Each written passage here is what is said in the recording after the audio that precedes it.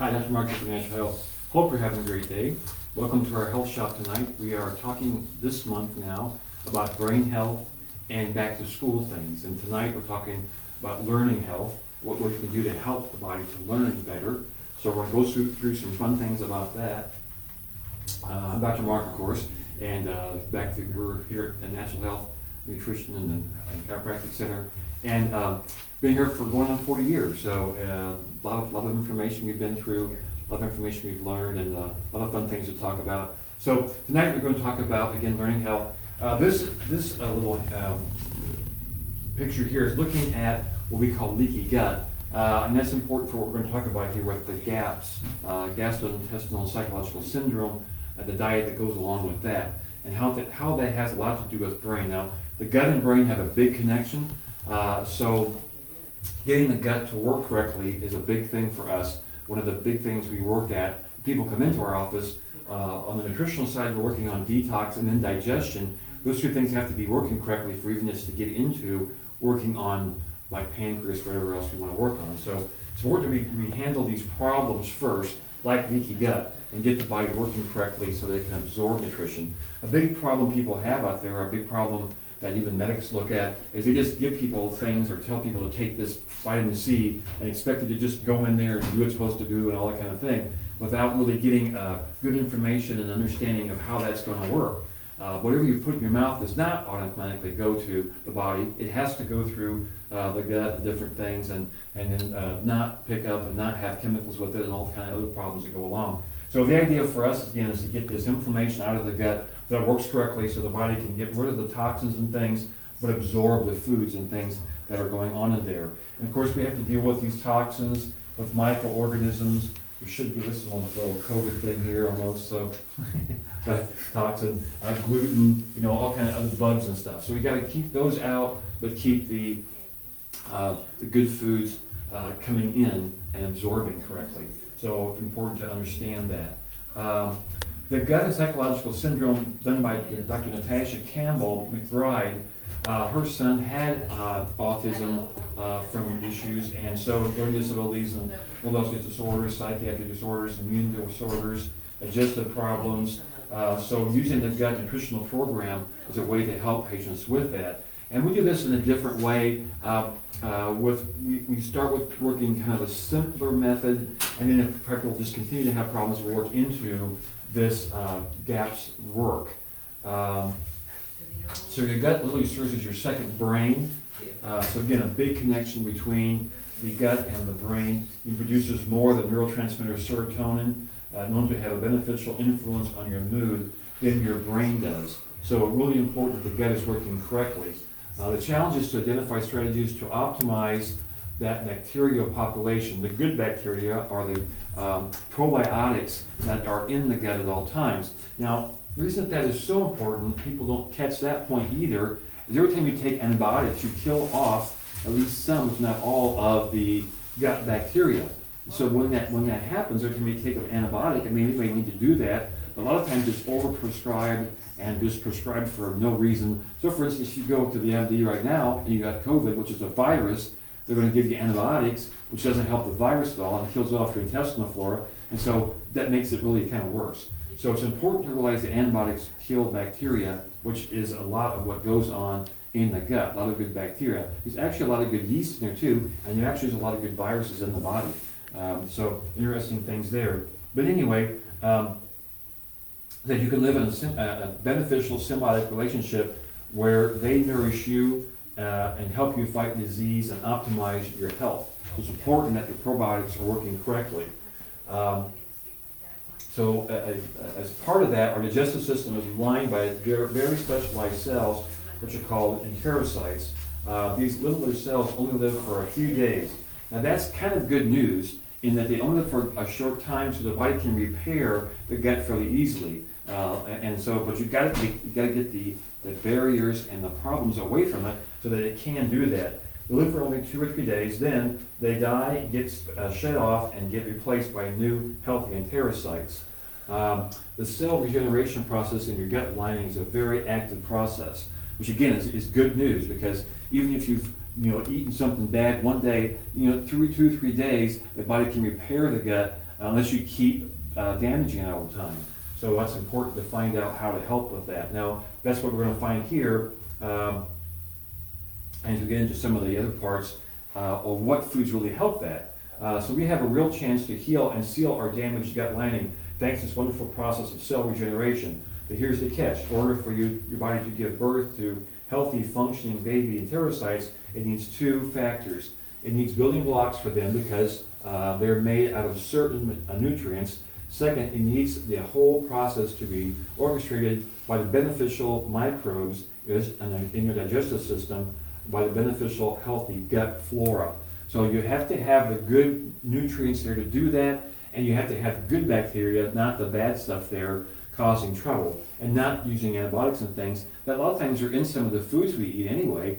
You may or may not have realized that even the Roundup herbicide is an antibacterial, it's an antibiotic. That's how it kills weeds, by killing the roots of the bacteria that surround the roots. That's how it kills that. So your glyphosate is an antibiotic. And so it gets on one of the foods, we get into that, causes all kinds of problems. So important to know that. So these are the foods, primary foods of the GAPS industrial introductory diet. Homemade meat stock and bone broth are big things. A lot of good oils in here, a lot of good nutrition in the bone broth. The good oils help to soothe the intestinal lining. And so really important soups with well-cooked, de-seeded and peeled vegetables, such as zucchini and squash, are getting really easy for the body to handle. Cooking broccoli or cauliflower, remove all the stalks and fibrous bits, because if the gut is already irritated, you're not wanting to irritate it more with fiber at this time. You want it to get the thing to heal up, and then you can use fiber if we need to later. Avoid using fibrous vegetables such as celery and those from the cabbage family. Again, too much fiber at this time. Being careful with that. Homemade fermented yogurt and whey. A lot of people don't like fermented vegetables, so you just kind of do other things. But you can get those, like so sauerkraut really is a fermented cabbage, so that's an easy one to get a hold of. And then raw egg yolks from organically raised pasteurized hens, again a really good nutritional source there. So, so the primary foods website and just introductory diet resources, Dr. McBride's book there, and then you can go to immunenutrition.com. So really good information. If you get into the history, Dr. McBride, there's a lot of things she's got into, and there's a really good reason why her son had autism, and you can get into all of that too, how all that works there. So again, we're working on good nutrition, getting the body to absorb it, digest it, so that the brain works correctly, so that you can help the body to learn, even the kids and things. So that's why it's really important to watch the foods that they get at school, because many of those are not very good. Again, they're going by what has been in the industry has got the food triangle worked out, so they make money, and so that doesn't always work very good for nutrition and actually the health of the child and the learning there. So here's a couple of things we use in our office. This one called Bacopa Complex, probably the main one we use for kids that are having learning problems, and it enhances mental clarity, supports healthy cognitive function, supports normal memory function, supports physical endurance during times of mild fatigue and weakness. And that's going to become really important if they keep these stupid mask mandates going on for kids. They're really having problems getting rid of all the bugs and junk that are in the mask, and then all the carbon dioxide. Ease the effects of temporary and occasional stress. Again, another part of that. And then as a brain tonic support, healthy memory and concentration. So again, helping the body in many ways. But many times we don't use that to start with because we got to get the body healthy first before we can use herbs to help support it. And that's a big thing that is missed. That's a lot of times why nutrition doesn't work, is you're not getting digestion on track. If they have leaky gut to start with, well, they're not going to absorb the Bacopa. So it's important that we get all that working in order. It has to be done in order. So we do a lot with that. So that's probably enough for me tonight. I'm going to turn it over to Dr. Tripp. He'll give you some more information on the neurology there. And hopefully we all learn something as we're trying to learn more about learning. So Dr. Tripp, here you go. Doesn't like to learn about learning. That's great. Okay, so I'm Dr. Chip, and I will go ahead and keep going with the information here about learning about health. So let's go ahead. This month we're kind of more focused on the kids getting back to school and all what goes on and all that. So again, learning health for the kids. Now, why I put these two images on here? Again, you can see that this is a sponge. It's supposed to be a sponge. It's a really kind of a distorted picture maybe. And then this is a brain. So why I put these on there is because, as we've been told before, or what we can say a lot too, is that kids' minds are like sponges, and so we need to really be careful or more in tune about what we're kind of feeding them, not only digesting wise with the foods like Dr. Mark explained, but also with their minds about what they're seeing, what they're sensing in the environment too. So the next slide here kind of shows you a little different here. This is kind of more of your neurology, your sciencey explanation here, but I wanted to keep it pretty simple here. And so what everybody has, what kids have a lot too as they learn and grow and develop and really help them cognitively to see what to do, how to perform certain activities, how to be social, all that. It's through these these things called mirror neurons. Mirror, again, kind of like a mirror that you see your reflection off of, and then your brain here, kind of a little fun picture of a brain. That is showing is that we have these mirror neurons, and how that works is that when we see something being performed, we are actually kind of, you would say, helping our brains to get a visual map of how to conduct that activity. And so you could say is that a lot of times we can read books, we can write, we can watch or listen to different things, but not until we actually see how it's done can we really know how to do something well. And that is what the mirror neurons are initially getting to, is that when kids look and observe what their peers or adults or teachers or anybody is doing, that is what they're learning best of there too. Again, it doesn't have to be just sight, it can be the other senses, but these are very big sensory ways of learning. And so learning health, we need to really be a model or a role model for our young or the kids there too, so that they know how to be healthy and so they can experience good things too. And again, this kind of more, a thought came up is that the things that we expose our kids to, especially you could say a lot of the different things in social media, news, all that, could be movies, video games. If they're exposed to a lot of, you would say, violence, crime, negativity, all of that, again, that is not only being, you would say, imprinted on their brain, but they are trying to learn how to go about in this world. And so if they're constantly being, you would say, frightened or scared or anything like that, just like anybody in this world, if you are being constantly threatened about something, you're not going to be very well or able to learn new things, to be able to experience new things. And so, again, if the kids are caught in this loop of, fearful thoughts or, anything like that, then if they're in the classroom, they have a hard time to learn different information. And again, everybody learns differently, but we want to make sure that we're giving our kids or younger age people the best opportunity, the best ability to be able to learn properly. And so like Dr. Mark explained too, is that when we eat certain foods, that the gut is kind of more connected to our brain very well, especially through our vagus nerve. Again, kind of more of a cranial nerve, a wandering nerve. But that connection there from the gut into the brain is very big, because if we're not eating good foods, if we're kind of, you would say, making our digestion system worse by eating foods not very well to our nature, then our brains can't work properly. And so that is very important for the overall experience of learning different things.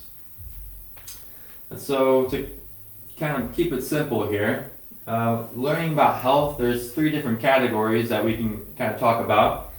Nutrition, again, Dr. Mark explained that too, kept it pretty simple here.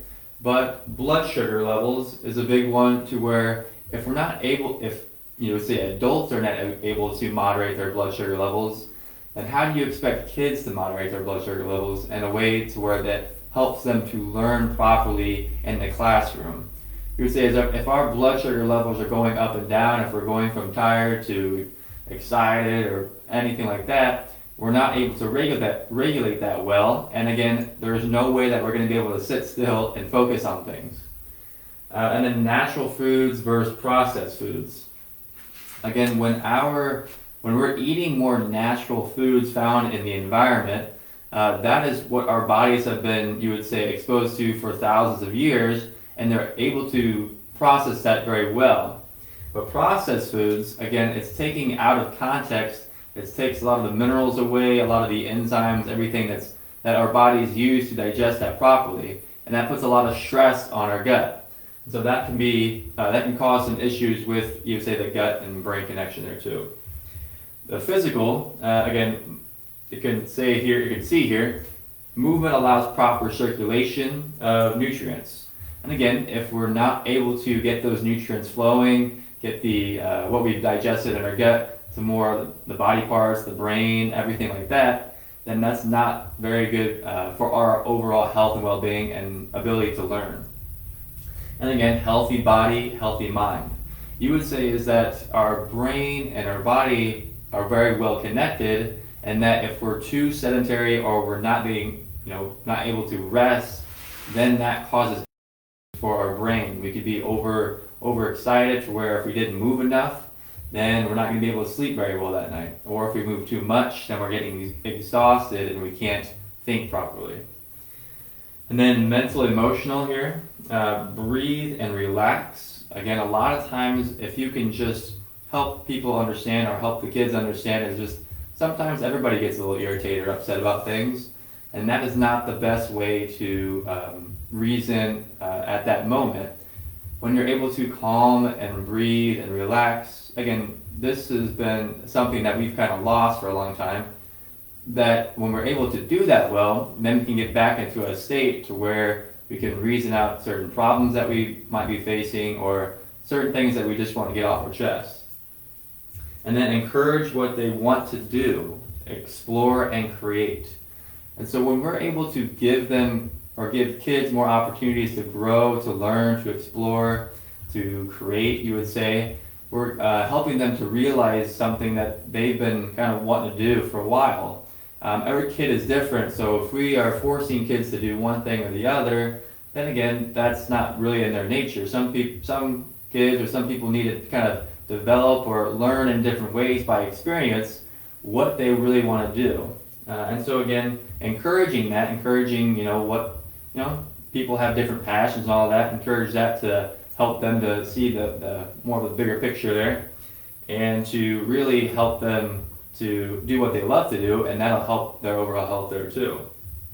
And so again, going back to the mirror neurons, again, if we are not following these things ourselves, then our kids are not, or you could say our kids are kind of following in our footsteps there. So again, we want to make sure that we're doing these things well, so that our kids or anybody can learn properly, can learn health, can learn well-being, and then eventually grow into good adults that are able to do the same thing for their kids. So I think that is it for this. The next health shop next week is Kids Succeed in School. It'll be a little bit more different topics about how kids can, be able to help from others and themselves about how to succeed in school. And again, this is a slide here. This is the To Health and Beyond. This is Eddie and I's kind of collaboration of what we've learned throughout our years, and we'd like to help others. If you want to know more, the website is tohealthandbeyond.com. And then the follow-up here is, if you would like to know more, you can subscribe to our email list. We are on Facebook, Instagram, Parler, Brighteon, YouTube at Natural Health Quincy IL. The website is naturalhealthquincy.com. The location is 2000 Jefferson Street in Quincy, Illinois. and the number is 217-228-2040. Thank you very much for watching. I hope you gained some insight, and stay tuned for more from next week as we discuss about kids succeeding in school. Thank you very much. Have a great night.